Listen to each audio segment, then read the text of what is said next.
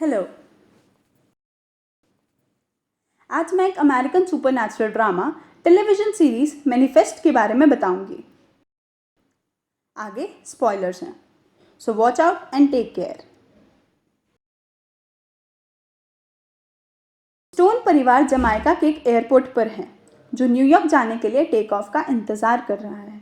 Airline announce करता है कि बुकिंग ज़्यादा होने के कारण कुछ ट्रैवलर्स को फ्लाइट 828 में ट्रांसफ़र करना होगा, जो थोड़ी देर बाद टेक ऑफ करेगी। एक पुलिस डिटेक्टिव मिशेल, उसका भाई बेन और उसका ल्यूकमिक बेटा कैल ने फ्लाइट 828 लेने का फैसला किया, जबकि बाकी का परिवार जल्दी घर के लिए टेक ऑफ करते हैं। अगले सीन में तीनों पहले से ही फ्लाइट 828 की लैंडिंग के लिए वेट कर रहे हैं।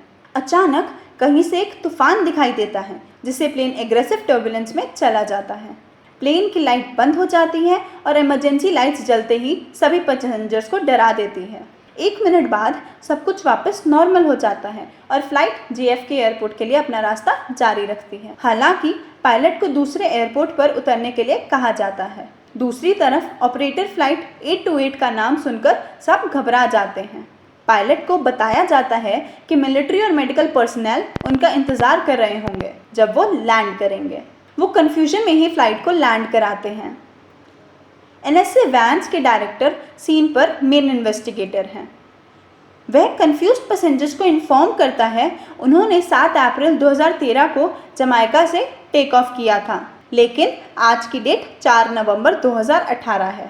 फ्लाइट में मौजूद सभी लोग पिछले 5.5 सालों से लापता हैं और उन्हें मरा हुआ मान लिया गया है। फिर हम उस दिन वापस ले जाया जाता है जब वो एयरपोर्ट पर थे। मिशेल न्यूयॉर्क पुलिस डिपार्टमेंट में डिटेक्टिव हैं। वो अपने परिवार को देखती है और सोचती है कि खुशी चेहरों के पीछे वो लोग कितने स्ट्रेस में हैं। उसके भाई बहन और उसकी पत्नी ग्रेस की शादी को 15 साल हो चुके हैं और वो अभी प्यार में हैं। उनके पास जुड़वा बेटे कैल और ऑलिव हैं। कैल ल्यूकेमिया के साथ पैदा हुआ और उसे सिर्फ 6 महीने दिए गए जीने के लिए। बेन और ग्रेस हमेशा अपने बेटे के बारे में चिंता करते रहते हैं और हमेशा उसे बचाने का रास्ता खोजने की कोशिश करते रहते हैं। दूसरी तरफ वह मिशेल की माँ है जो उससे जीवन में एक कदम आगे बढ़ने और शादी करने के लिए कहती है। मिशेल को हाल ही में उनके लॉन्ग टर्म बॉयफ्रेंड जैरेड ने प्रपोज किया था। वो उससे जवाब देने के लिए अपना काफ़ी टाइम ले रही है, क्योंकि वो अभी भी हाल ही में हुई किसी घटना से उभरने की कोशिश कर रही है। प्रेजेंट में वापस आए पैसेंजर्स को लगता है कि यह किसी प्रकार का घटिया मजाक है, लेकिन उन्हें जल्द ही एहसास हो जाता है कि वेंस इस बात को लेकर बहुत गंभीर है और इन्वेस्टिगेशन करने के बाद ये साफ हो जाता है कि पैसेंजर्स की एज टेक ऑफ के बाद एक भी दिन बड़ी नहीं है। NSA के लोग पैसेंजर से जवाब की उम्मीद करते हैं, लेकिन वो सब क्लूलेस हैं। बाकी सभी लोगों की तरह उन्हें रात भर एक कैंप में रखा जाता और अलग अलग बुलाकर पूछताछ की जाती। उनके सभी आंसर सेम ही होते हैं, वो नहीं जानते कि क्या हुआ। 36 घंटे बाद ये खबर दुनिया के सामने आती है और सनसनी पैदा कर देती है। पैसेंजर्स के फैमिली मेंबर्स अपने प्रियजनों के साथ फिर से जुड़ने के लिए एयरपोर्ट पर इकट्ठा होते हैं, जिन्हें वो मरा हुआ मान चुके थे। ये पैसेंजर्स और उनके परिवार वाले दोनों के लिए बहुत क्रेजी एक्सपीरियंस है। बेन अपनी बेटी के साथ फिर से मिलता है, जो कि अब एक टीनेजर है। कैल ये देखकर हैरान है कि उसका जुड़वा भाई अब उससे दुगना लंबा हो गया है। दूसरी ओर ग्रेस उन्हें वापस पाकर बहुत खुश हो जाती है। हालांकि बेन और मिशेल को पता चलता है कि उनकी माँ की 2 साल पहले डेथ हो गई है। उन्हें ये बात को सुनकर बुरा लगता है, इसलिए वो घर जाकर पहले आराम करने का डिसीजन लेते हैं। जहां बाकी दुनिया इस सब से हैरान है, ये परिवार अपने बदले हुए घर में बस जाता है। साथ ही साइंटिस्ट प्लेन की जांच करना शुरू करते हैं, लेकिन कुछ भी एक्सप्लेन नहीं कर पाते। मिशेल चिंतित है क्योंकि उसका मंगेतर जैरेड उसे एयरपोर्ट पे मिलने नहीं आया था। मिशेल जैरेड से मिलने के लिए उसके ऑफिस जाती है और एक सीनियर डिटेक्टिव उसका स्वागत करता है। वो 5 साल के लिए गायब होने के बावजूद भी नौकरी में उसका स्वागत करता है। फ्लाइट 828 की वापसी के अलावा 2 लड़कियों को उनके घर से अगवा किया जाने की खबर ने भी टेलीविजन पर तहलका मचा दिया होता है। जैरेड इस मामले का लीड डिटेक्टिव है और बहुत बिजी होता है। उसके मिलने पर मिशेल को पता चलता है कि सिर्फ यही नी है कि जैरेड उसे मिलने नहीं आया। जैरेड ने मिशेल की सबसे अच्छी दोस्त लॉर्डेस से पिछले साल ही शादी कर ली है। मिशेल हैरान है क्योंकि उसके हिसाब से उसे और जैरेड की सगाई को अभी 2 दिन ही हुए हैं। घर लौटने पर बेन जो सबसे पहला काम करता है वो है कैल को डॉक्टर के पास लेके जाना। सालों से रिसर्चर्स ने उसके ल्यूकेमिया का इलाज का एक तरीका खोजा है जिसे कि वो 6 महीने से ज्यादा जिंदा रह सकता है। कपल को लगभग इस खबर पर विश्वास नहीं होता। इस बीच मिशेल एक बस से घर लौट रही है जब उसे एक आवाज सुनाई देती है जो ड्राइवर को बस स्लो करने को कहता है। आवाज इतनी तेज है कि ड्राइवर पर चिल्ला देती है और बस के टकराने से ठीक पहले एक बच्चे की जान बचा लेती है। फिर हमें मेडिकल रिसर्चर सावी से इंट्रोड्यूस करवाया जाता है। वो भी फ्लाइट 828 में थी और अब 5 साल बाद काम पर जा रही है। गायब होने से पहले उसकी सबमिट की गई रिसर्च पिछले 2 साल से प्रैक्टिस हो रही है और उसकी वजह से कैंसर ठीक हो रहा है। उसके को-वर्कर्स एक सरप्राइज पार्टी देते हैं उसकी वापसी के लिए। अगली सुबह मिशेल जॉगिंग पर जाती है और रास्ते में 2 कुत्ते एक गेट के अंदर उस पर भौंकते हैं। उससे दूर बाहर अपने दिमाग में कोई आवाज सुनाई देती है जो कहती है कि इन्हें खोल दो। वो 1 सेकंड सोचकर अपनी जॉगिंग कंटिन्यू करती है। घंटों बाद अंधेरा हो जाता है पर वो आवाज नहीं जाती। आधी रात को मिशेल उन कुत्तों के पास जाती है जहां उसे बेन मिलता है। उसे पता चलता है कि उसे भी वही आवाज सुनाई थी। वो दोनों गेट तोड़कर उन कुत्तों को खोल देते हैं और डिसाइड करते हैं कि इस आवाज के बारे में वो कभी भी किसी को नहीं बताएंगे। दुनिया के सब लोग उन्हें ही देख रहे थे और अगर इस समय वो कुछ अलग बोलते हैं तो बाकी लोग उन पर एक्सपेरिमेंट्स करना चाहेंगे। अगले दिन पुलिस को सिक्योरिटी फुटेज मिलती उस एक्सीडेंट की। जैरेड मिशेल को बचाने के लिए ये बात किसी को नहीं बताता। वो पूछता है कि उसने उन कुत्तों को क्यों खोला पर मिशेल के पास इस बात का कोई जवाब नहीं था। वह कुत्तों को ढूंढते हैं और ओनर से माफी मांगते हैं। इस बीच बेन ऑलिव के साथ अपनी रिलेशन ठीक करने की कोशिश करता है। उसके साथ फुटबॉल गेम खेलता है और उसकी लाइफ के साथ कैचअप करता है। जल्दबाजी ना करते हुए वो सब कुछ आराम से करते हैं क्योंकि कैल और बेन के डिसअपीयरेंस के बाद ऑलिव को कई साल थेरेपी करनी पड़ी थी।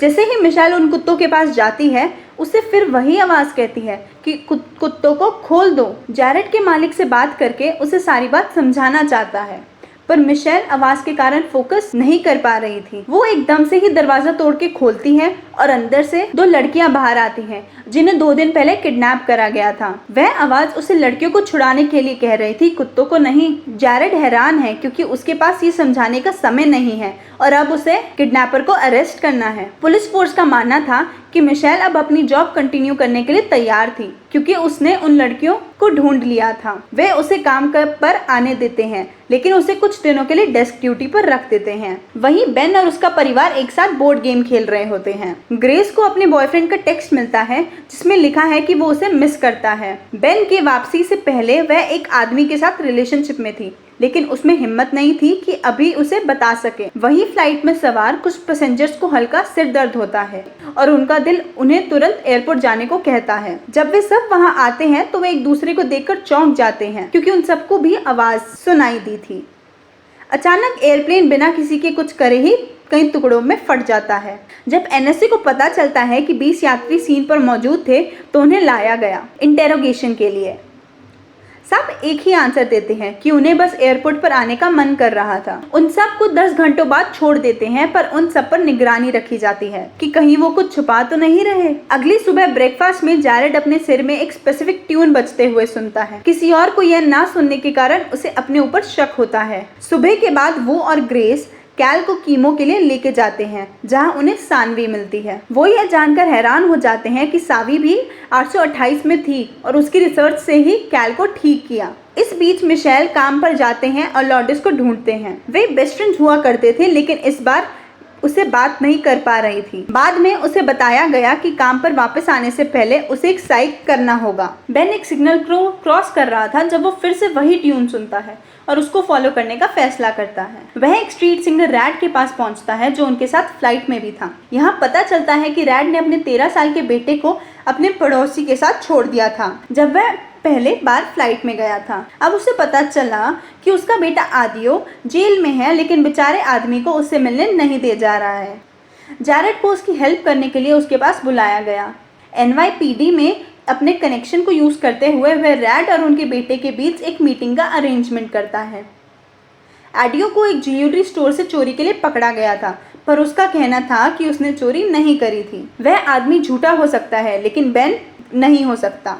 घर पर बेन मिशेल से कहता है कि वह कॉलिंस को ग्रेस के साथ सीक्रेट रखे। वह नहीं चाहता कि ग्रेस को ऐसा लगे कि वह उस बेन से अलग है जो वह 5 साल पहले था, खास तौर पर इसलिए क्योंकि जब वे एक साथ अकेले होते हैं तो ग्रेस उससे दूरी बनाने रखती है। अगली सुबह ग्रेस को उसके बॉयफ्रेंड का फोन आता है जो उसे बेन को सच बताने के लिए कहता है। जब वो उसे समझा रही है, मिशेल उसकी बात सुन लेती है। वह बेन को नहीं बताने का प्रॉमिस करते हैं लेकिन ग्रेस से जल्दी कुछ डिसाइड करने के लिए कहते हैं। बाद में मिशेल ने एडियो के केस की इन्वेस्टिगेशन करी और पाया कि सभी सबूत एडियो की तरफ ही इशारा करते हैं, क्योंकि कोई भी फोर्स्ड एंट्री के निशान नहीं थे और उसने फेक आईडी का यूज़ करके ये जॉब हासिल करी थी। रैड एक और बार उससे बात करने जाता है लेकिन एडियो कहता है कि वो बेकसूर है। उसने अच्छी जॉब पाने के लिए फेक आईडी का यूज़ किया लेकिन वह जॉब से कभी कुछ नहीं चुराता था। उसने वो नौकरी पाने के लिए काफ़ी मेहनत करी थी। हालांकि वो अपनी रॉक कलेक्शंस और लिमिटेड एडिशन लीगोस को मिस करता था। हमें पता चलता है कि ग्रेस को बताए बिना ऑलिव ने वो सब एक स्टोरेज यूनिट में रखा था।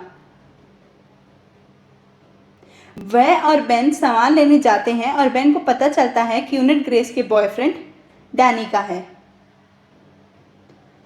ऑलिव उसे गले लगाते हुए माफ़ी मांगती है। इससे पहले कि वे बॉक्सेस को हिला पाते, बेन फिर से वही ट्यून सुनाता है लेकिन इस बार रियल लाइफ में। वो इसे फॉलो करता है और देखता है कि ये तो एक ज्वेलरी शॉप के ओनर के बेटे की रिंगटोन है। उसी ने ज्वेलरी चुराई और इल्ज़ाम एडियो पर लगा दिया था। बेन उसी टाइम पुलिस को कॉल करके उसे अरेस्ट करवा लेता है। आखिर में एडियो को छोड़ देते हैं और रेड ये देखकर बहुत खुश होता है। मिशेल अपने पुराने फेसबुक पेज खोलती है। पिछले सालों से आए हुए लॉर्डेस के कई मैसेजेस देखती है। यह पढ़कर उसे अपनी पुरानी दोस्ती याद आती है। वो लॉर्डेस के घर जाती है और उसके साथ फिर से मिलते हुए पुरानी सभी बातों के लिए माफ़ कर देती है। कहीं और बेन ग्रेस को उसके बॉयफ्रेंड के साथ अफेयर के बारे में पूछता है। वो ग्रेस को कहता है कि उसे पता है अपने पति और बेटे को खोने के दुख की वजह से ग्रेस ने ये सब किया। ग्रेस ये देखकर बहुत खुश होती है। उसे ऐसा पति मिला जो उसका दुख समझ सकता है। उसके बाद हमें केली से मिलवाया जाता है जो उन 828 यात्रियों में से एक है और वो उनके साथ हुई घटना के बारे में सबसे ज़्यादा बढ़कर बोल रही थी। वह इंटरव्यू के लिए जाती है और गवर्नमेंट पर कुछ छुपाने का आरोप लगाती है। फिर जब वह रात को न्यूज़ देख रही होती है तो उसे कोई गोली मारकर उसकी हत्या कर देता है। कुछ ही घंटों में पुलिस उसके घर को हर तरफ से घेर लेती है। बेन भी यही न्यूज़ देखकर अपनी फैमिली को अजनबियों से सावधान रहने को कहता है क्योंकि यह डेथ उसके पैसेंजर होने से रिलेटेड हो सकती है। उसे सावी का कॉल आता है जो कहता है कि उसे कैल के खून में अनदेखा प्रोटीन मिला है जो कि पहले नहीं था। वो इस बात को सीक्रेट रखने का फैसला करते हैं जब तक कि पता नहीं लग जाता कि ये क्या है। कॉल के बाद मिशेल और बेन मर्डर की इन्वेस्टिगेशन के लिए केली के घर जाते हैं, पर वेंस उन्हें बाहर निकाल देता है क्योंकि मर्डर 828 से रिलेटेड है, जिसका मतलब है कि ये अब एक नेशनल सिक्योरिटी की बात थी। बाहर वे केली के पति टेलर से मिलते हैं जो कहते हैं कि उसी की पत्नी का कल फोन आया था। इससे पहले कि वो कुछ पूछ पाते वो चला जाता है। मिशेल भी अपना दिमाग में बार बार ओन योर ट्रुथ सुनती रहती है। वो केली को एक इंटरव्यू में वही चीज़ कहते हुए सुनती है और सोचती है कि उसे केली के मर्डरर को ढूंढना ही होगा। बाद में वो और बेन टेलर से बात कराने जाते हैं जो फ्यूनरल की तैयारी कर रहा है। वह सोचता है कि केली को इंटरव्यू उसके कारण मारा गया था और उसकी मेड भी ऐसे ही सोचते हैं। गेस्ट को आता देखकर भाई बहन बाहर चले जाते हैं, पर इसे मिशेल को अपनी दोस्त एवी की डेथ याद आ जाती। फ्लाइट के लापता होने से कुछ महीने पहले मिशेल और एवी एक साथ एक कार में बैठे हुए थे और उनका एक्सीडेंट हो गया था। एक्सीडेंट में एवी की डेथ हो गई और क्योंकि मिशेल गाड़ी चला रही थी उसने खुद को कभी माफ नहीं किया। ओन हर ट्रुथ के लिए वह एवी के पेरेंट्स के घर जाती है और उसकी माँ को ढूंढती है। पिछली बार जब मिशेल यहाँ आई थी तो उसे यह कहकर निकाल दिया गया था कि एवी के पेरेंट्स उसे देखना नहीं, और इस बार बेवर्ली उसे अंदर बुला लेती है। मिशेल देखती है कि बेवर्ली को डेमेंशिया है और उसे अभी भी लगता है कि उसकी बेटी जिंदा है। हालांकि उसका पति अभी भी मिशेल को ही एवी की डेथ का जिम्मेदार मानता है। सबके बाद मिशेल जेरेड से मिलने के लिए जाती है। उन्होंने केली पर कुछ इन्वेस्टिगेशन की और पता चला कि वह और उनके पति एक डाउनटाउन मॉल के मालिक। मिशेल को याद है कि कल केली के बारे में बात करते हुए मैडन ने एक मॉल के बारे में बताया था। उस जगह पर शायद उन्हें अपने सवालों के जवाब मिल सकते। ऐसे ही और वीडियोस के लिए हमें सब्सक्राइब करें, नोटिफिकेशन को ऑन करें और लाइक जरूर करें। देखने के लिए शुक्रिया।